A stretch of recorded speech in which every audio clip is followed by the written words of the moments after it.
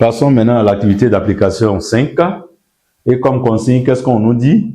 Complète le tableau en mettant une croix dans la colonne V si la proposition est vraie. Donc, si la proposition est vraie, on met une croix, ou dans la colonne F si la proposition est fausse. Donc, voici les deux. Donc, à nous maintenant de voir les propositions selon notre cours. Le rappel sur les oxydations mécaniques libres. À nous faire rappeler un peu, ça nous fait parcourir le cours. Donc, on va avec la première proposition. Un oxydateur mécanique est un système mécanique animé d'un mouvement périodique autour d'une position d'équilibre stable. Ce qui est vrai ou faux?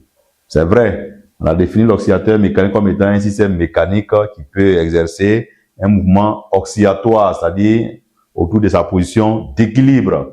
Mouvement de va-et-vient autour d'une position d'équilibre. Donc, je mets la croix ici.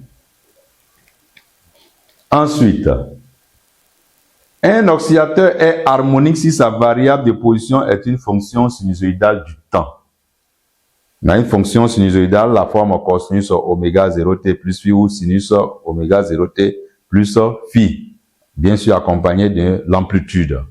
Donc, l'oscillateur harmonique a pour solution l'équation x dt égale à xm cosinus oméga 0t plus phi, et on avait dit que c'était un oscillateur harmonique. Donc, bonne réponse.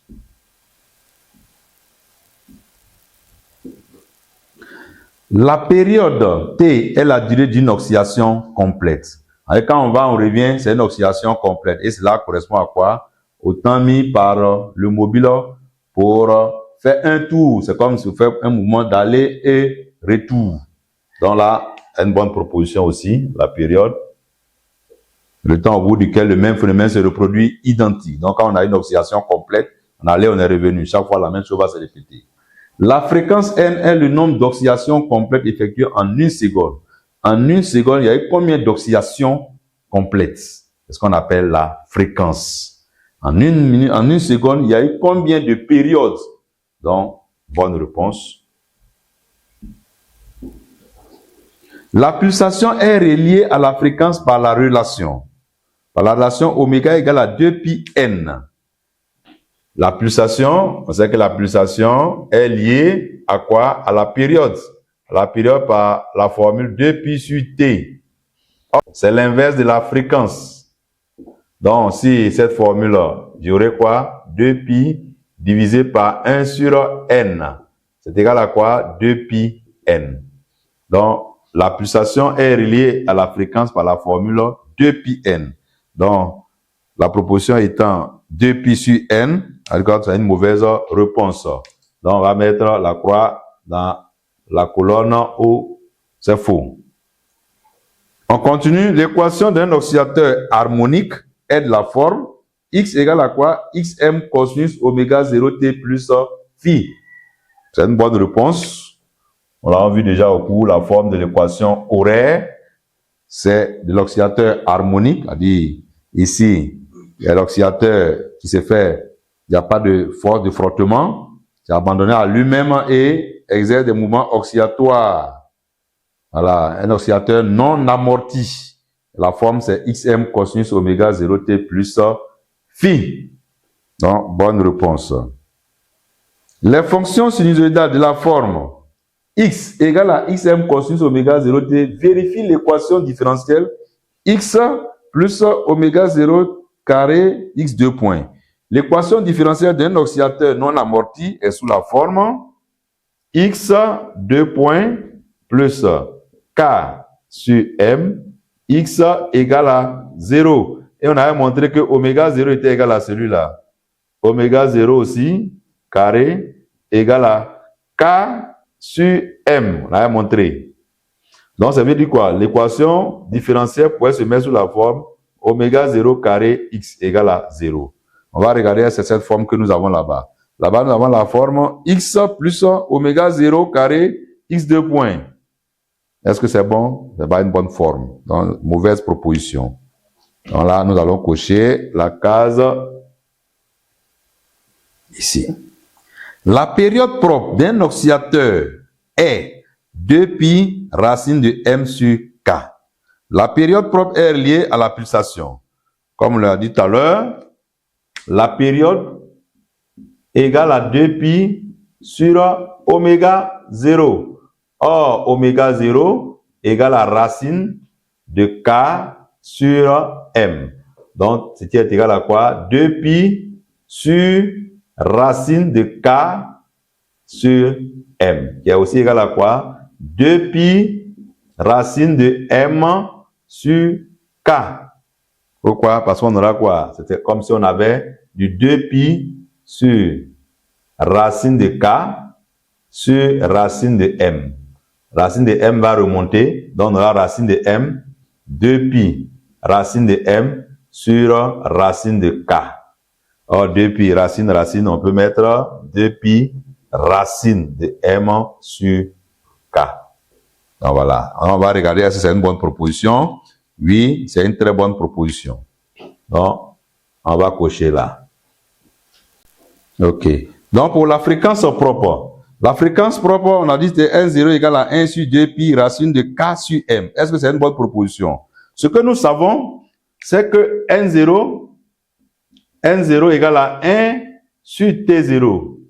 Or, T0, on vient de trouver l'expression, T0 égale à 2pi 1 sur, donc on aura 1 sur 2pi racine de m sur k. Voilà. Ça, c'est aussi égal à quoi? 1 sur 2pi racine de m sur racine de k. On peut encore transformer. C'est comme si on avait 1 sur 2pi. Racine de k remonte. Racine de m en bas va rester. Je ne fais pas l'inverse. Donc, finalement, on aura quoi? 1 sur 2pi. Racine de k sur m. On va regarder, est-ce que c'est la relation que nous avons? On a racine de m sur k, ce qui n'est pas bon. Donc, mauvaise réponse. Mauvaise réponse. Voilà. On va passer à la suite. Mécanique égale à quoi? L'énergie potentielle du pesanteur plus l'énergie potentielle élastique plus l'énergie cinétique égale à mgz plus 1 demi de kx carré plus 1 demi de mv carré. L'énergie potentielle, oui, effectivement, l'énergie mécanique d'un système égale à la somme des énergies potentielles plus l'énergie cinétique. Or, ici, nous avons quoi? Pour un oscillateur, on a l'énergie potentielle des pesanteurs et l'énergie potentielle élastique. L'énergie potentielle des pesanteurs égale à mgz. Mgz et l'énergie potentielle élastique égale à quoi? 1 demi de kx carré. L'énergie cinétique égale à 1 demi de mv carré. Donc, c'est une bonne proposition. Une bonne proposition, nous sommes là. Voilà. Vrai ou faux? Ça continue. Bon, vrai et puis faux. Voilà. Maintenant, si l'oscillateur a lieu sur le plan horizontal, la cote est utilisée comme 0. Voilà, la référence est 0. Donc ici, mgz s'annule et il va rester 1 demi de kx carré plus 1 demi de mv carré. On passe à la proposition 11. Nous avons 3 rubriques. 1, 2, 3. Les courbes suivantes sont celles de l'énergie d'un oscillateur. Donc, vous avez les courbes, vous avez 3 courbes. La première courbe, deuxième courbe, troisième courbe. Première courbe est là. Deuxième courbe en bleu. Troisième courbe en violet. Et on nous dit quoi? La courbe 2 est celle de l'énergie potentielle élastique. La courbe 2 qui est là, c'est elle de l'énergie potentielle élastique. Mais comment je peux identifier l'énergie potentielle élastique? Énergie potentielle élastique, kx carré. Mais on constate que quoi? Nous avons les positions. La position, c'est x ici. On a la position 0. Pour la position 0, on constate que quoi? Si x égale à 0, ça veut dire que l'énergie potentielle est nulle. Donc, on va se retrouver là. C'est déjà bon. Si x égale à moins xm, on va constater quoi? On a la plus grande valeur. On sera ici. Si x est aussi égal à plus xm, on sera à la plus grande valeur également. Donc, ça veut dire quoi? La courbe numéro 2 est celle de l'énergie potentielle élastique. Je vais cocher la bonne vraie. L'énergie potentielle élastique est maximale pour X égale à 0. X égale à 0, on constate quoi? L'énergie potentielle élastique est nulle. Donc ça veut dire quoi? C'est une mauvaise réponse. Je continue. Pour X égale à X max, l'énergie mécanique est égale à l'énergie potentielle élastique. Voilà X max. On constate que quoi? L'énergie potentielle élastique est là et l'énergie mécanique aussi est là. Donc ça veut dire quoi? C'est une bonne réponse. On passe maintenant à la dernière proposition. 12, vous avez le graphe représenté X en fonction du temps. Et on nous dit quoi? La période des oscillations est 10 secondes. À moi d'identifier la période des oscillations. Est-ce que c'est vraiment 10 secondes? La période, nous avons dit quoi? La période est le temps au bout duquel le même phénomène se reproduit identique. Voilà, identique. Donc, à moi de regarder. Bon, donc par exemple, si je commence là, 0, on a moins 5. On remonte, 2, 2, 2. À 4, on a 5. À 6, on a 0. À 8, on a moins 5. À 8, on a moins 5. À 10, nous avons 0. Donc là, par exemple, si je commence là, et là, je reviens là, on constate que quoi? Ça correspond à combien? Ça correspond à 8. Voilà. Prenons les deux extrêmes. Prenons, par exemple, là, vous avez ici 2 et là 10. La même chose se reproduit. C'est-à-dire quand je suis ici, il y a 0. Pour 2 secondes, on a 0. On monte. Pour 6, on a 0. Mais le même phénomène ne se reproduit pas, on descend. Quand on arrive ici à 10, le même phénomène commence à se reproduire, on remonte. Comme 2, on remontait. Donc là, je vais prendre la période, c'est de là à là, par exemple. De 2 à 10, ça c'est la période propre. Je peux prendre aussi quoi? Je peux prendre ici, moins 5, et on est revenu, moins 5, on commence à remonter. Donc là, voilà la période propre aussi. Donc voilà. Donc vous pouvez prendre les amplitudes ou voilà, prendre aussi au niveau de où la position s'annule. Les points où la position s'annule. Et quand on regarde, on constate qu'il y a 10 ici, il y a 2. Il fait 10 moins 2, on le retrouve à 8. Regardons là, on a 0, on va là, 8. Donc c'est 8 secondes. La période propre des oscillations est 8 secondes. Mais on nous a dit combien là-bas? 10. Donc mauvaise réponse. Mauvaise réponse. Voilà, on continue avec la même couleur.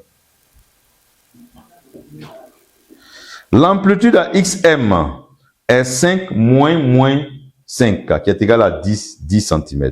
Mais l'amplitude, c'est quoi? C'est la position maximale. La position maximale ici, est quoi? On oscille entre moins 5 et 5. La plus grande valeur de la position, c'est quoi? C'est 5. Alors, on nous a dit 10. Donc, ça veut dire quoi? Mauvaise réponse. Donc, voilà un peu.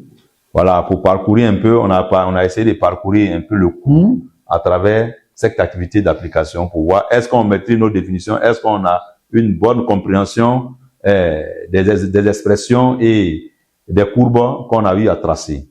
Voilà, nous allons nous arrêter là et passer maintenant aux situations d'évaluation. Merci.